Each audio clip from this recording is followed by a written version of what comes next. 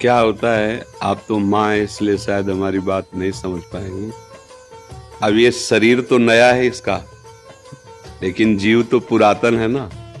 अब कौन सा कर्म आके, अब भगवत लीला है, उस पर किसी का कोई अधिकार नहीं होता।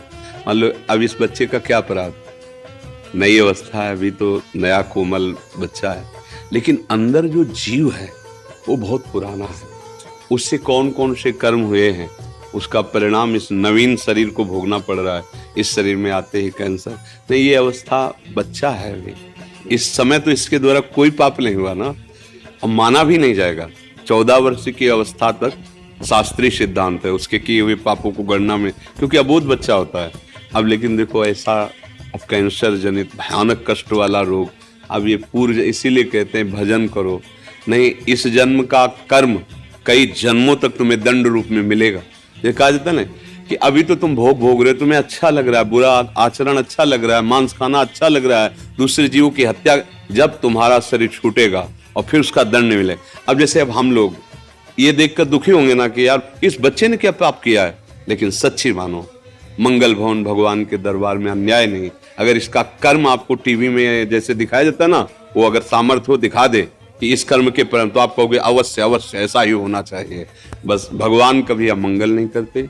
अभी बच्चा रूप से दिखाई दे रहा है, पर प्रभु का ये पुरातन अंश है, ऐसी गलतियां होती हैं, उसका ये सब खेल है। अब ये माँ कैसे समझ सकती है? माँ को तो लगता है मेरा बच्चा है ना, कुछ ऐसा हो जाए कि ये ठीक हो जाए। बस नाम जप करो, भगवान के आश्रित रहो, इसका नाम मृत्युलोक है। यहाँ जो हम कर्म करते हैं वो सब संचित होते हैं, उसी के अनुसार नया शरीर मिलता है, और वो दंड या पुरस्कार, मतलब सुख या दुख भोगना पड़ता है। इसीलिए इससे मुक्त होना अनिवार्य है। भगवान के भजन की इसलिए जरूरत है कि तुम्हारे कर्म तुम्हारे को नष्ट करने के लिए जो तैयार हैं वो भस्म हो जाएं। तो इसलिए भजन करो, एकमात्र भगवान का आश्रय, भगवान का नाम जप।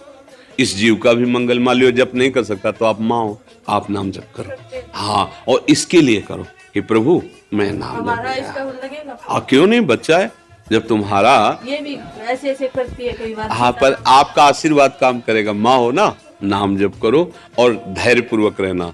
जो निर्णय हो वो भगवान का विधान है। दुख तो लगता है माता, दुख तो हमें भी लगा, छोटा बच्चा है, इसका क्या खेलने की अवस्था है, कैंसर से पीड़ित है, पर अवश्य भगवान कहते हैं अवश्य में वो भोक्तव्यम कृतम कर्म शुभासु। इसलिए हाँ, राधा राधा राधा राधा।